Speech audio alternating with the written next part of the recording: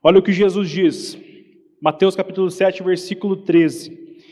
Entrai pela porta estreita, larga é a porta e espaçoso o caminho que conduz para a perdição.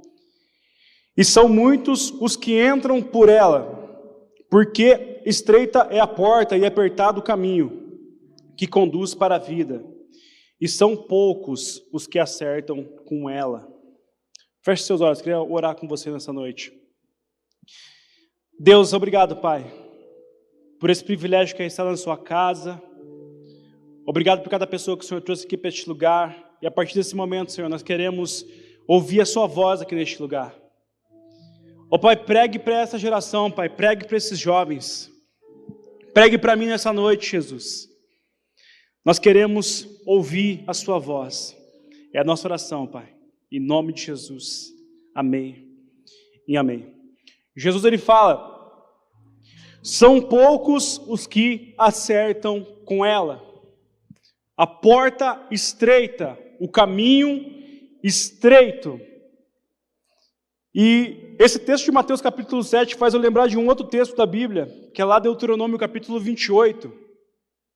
Quando Moisés está ali falando com o povo, antes de passar o cajado para Josué, e ele reprisa toda a lei, ele faz um resumo da lei, não é bem um resumo, né? São muitos capítulos de Deuteronômio, mas ele está ali falando, relembrando o povo da lei, e lá em Deuteronômio capítulo 30, ele fala assim, os céus e a terra coloco contra você hoje, que eu coloquei na tua frente, o caminho da bênção e o caminho da maldição.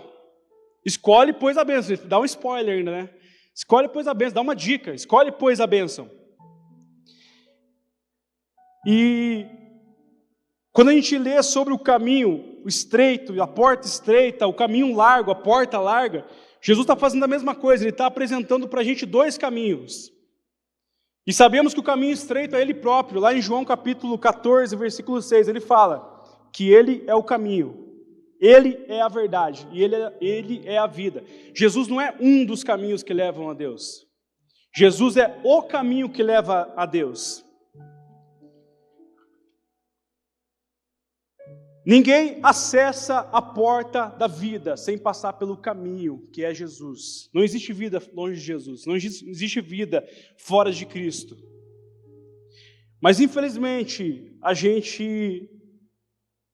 a nossa geração tem olhado para a porta larga, o caminho largo, e tem se encantado com a porta larga. Nossa, que porta grande, que caminho espaçoso, que caminho legal de trilhar. Provérbios capítulo 14, versículo 12, a Bíblia fala assim, ó. Há caminhos que para o homem parece direito, mas o seu fim é um caminho de morte. Olha para o teu irmão e fala para ele, ai. Há caminhos que para o homem parece direito, mas o fim dele é a morte. Parece que um caminho é legal, cara, eu vou tirar esse caminho, eu acho que vai dar boa, eu acho que eu vou conseguir. Mas ele leva para a morte. Isso me faz lembrar a história de Amnon. Amnon, ele era um filho de Davi. E Amnon, ele se apaixona por Tamar. Tamar era a irmã dele. E Amnon, ele começa a nutrir um desejo tão grande por ela. Ele vê aquilo dali de forma tão intensa, ele fica tão apaixonado por ela, ele fica tão doente, chega a ficar doente. Ele chega a ficar acamado por causa de amor da menina, ele ficou doente de amor.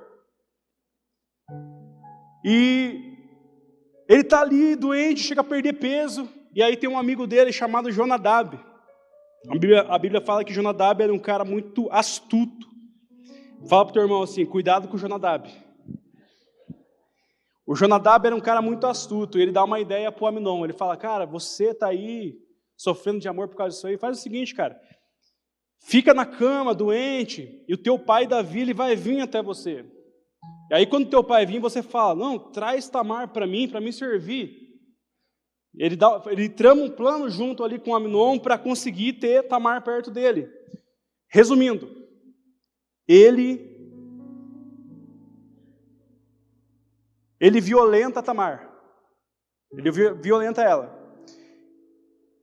E o final, quando ele termina o ato, o sentimento que ele tem, a Bíblia fala que ele sentiu uma aversão. Ele sentiu um nojo tão grande depois de ter feito aquele ato, que foi muito maior do que o amor que ele sentia lá atrás. Aminon, ele seguiu o caminho do prazer.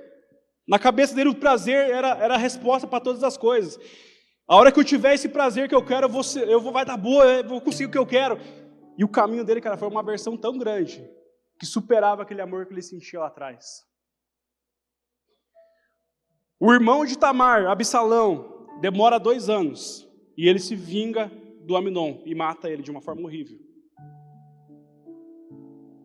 Era um caminho que aos olhos de Aminon parecia correto, era um caminho que parecia correto, satisfazer o meu prazer da carne, mas o fim foi a morte. Um outro caminho que a gente vê na Bíblia, que parecia correto aos olhos, mas acabou em morte, é o caminho do rei Acabe. Lá em 1 Reis, capítulo 22, a Bíblia fala que Acabe tinha uma batalha a ser travada com os sírios lá em Ramote Gileade, era uma região lá do nordeste de Israel. E ele, para essa guerra, ele se junta com o rei de Judá. Nessa época, o reino de Israel e de Judá eles eram separados. Então ele junta as forças com o rei do sul, o rei Josafá. Ele junta as forças e beleza, não, vamos lá, vamos batalhar, vamos brigar com os sírios, vamos lá tomar essa região que é nossa. E aí Josafá, ele fala assim, não, beleza, Acabe, vamos lá brigar com os caras, vamos lá tretar, vamos juntar todo mundo junto, vamos lá resolver esse negócio. Mas vamos consultar Deus primeiro, vamos ver o que vai acontecer aí, vamos ser a voz de Deus. E aí o que o Acabe fez? O Acabe juntou 400 profetas. E os 400 profetas profetizam só coisa boa sobre ele. Não, você vai ser próspero, pode ir lá que a batalha é sua, Deus entregou ele nas suas mãos. A Bíblia fala de um tal de Zedequias. Zedequias, ele faz uns chifres, e ele faz um ato profético. Ele pega assim e fala para o rei Acabe, não, com esses chifres aqui você vai furar os sírios, você vai atravessar os sírios com esses chifres, faz um ato profético. Meu Deus, aí Josafá, olhando aquilo dali, ele fala, cara, não tem um profeta de Deus e não tem um profeta mesmo do Deus vivo para profetizar para a gente aí?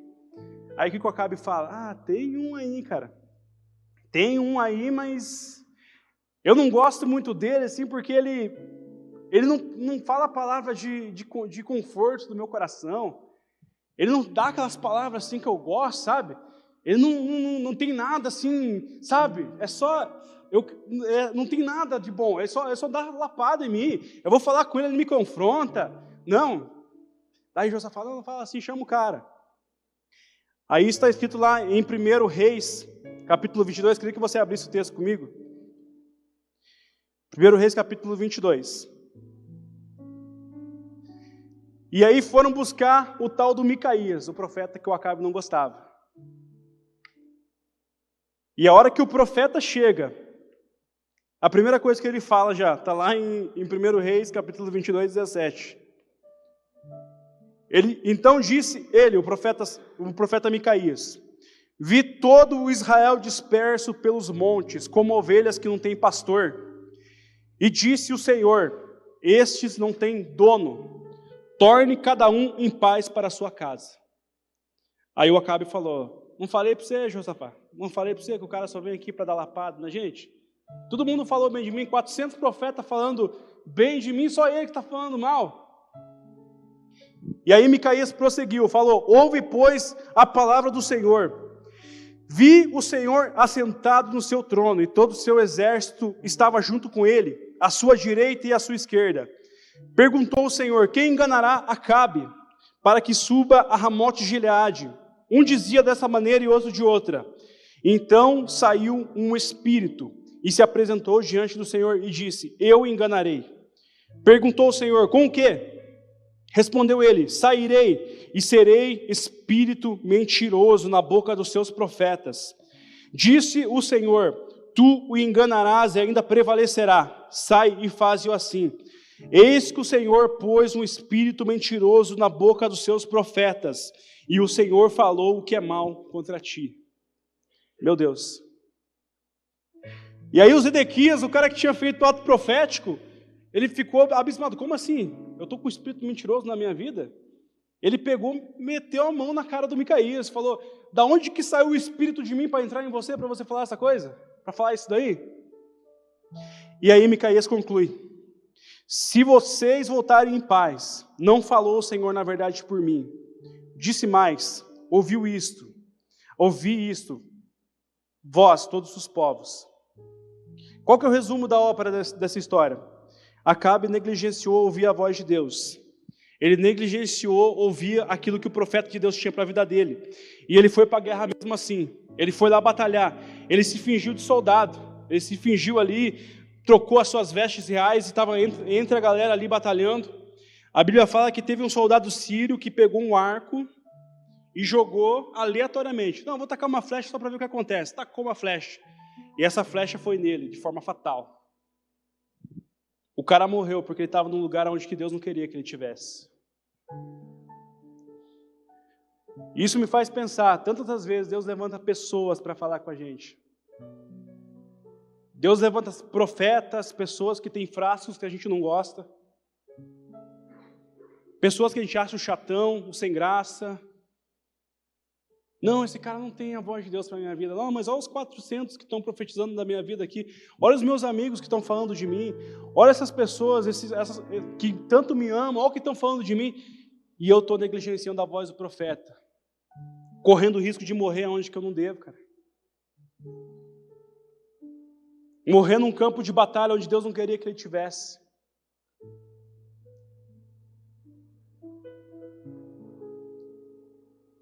Um outro exemplo é a ganância, o caminho da ganância, o caminho do dinheiro, do status. A gente vê isso lá em Ananias e Zafira.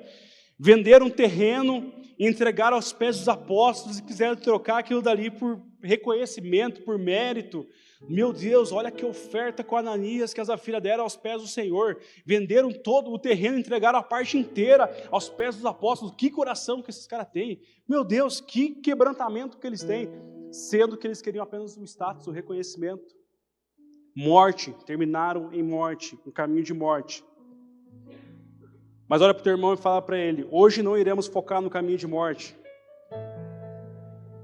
Hoje Deus tem um caminho de vida.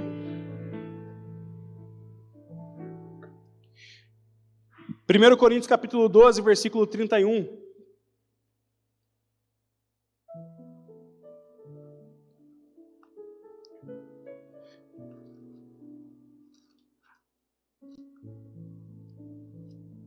A Bíblia fala: eu passo a mostrar a vocês um caminho sobremodo excelente.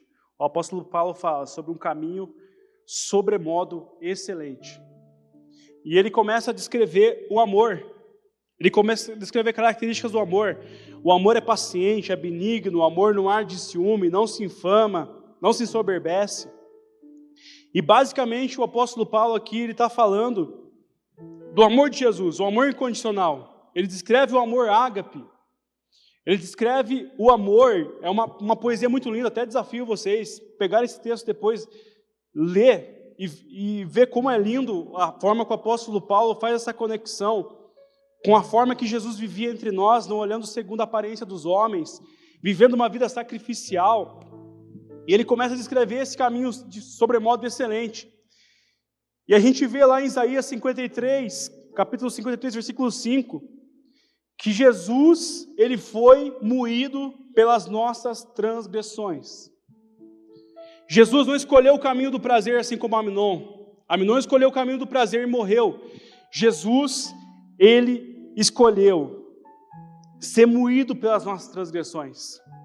E o apóstolo Paulo, entendendo esse amor sacrificial de Jesus, lá em 1 Coríntios 9,19, ele diz: eu reduzo o meu corpo à escravidão por causa de Cristo.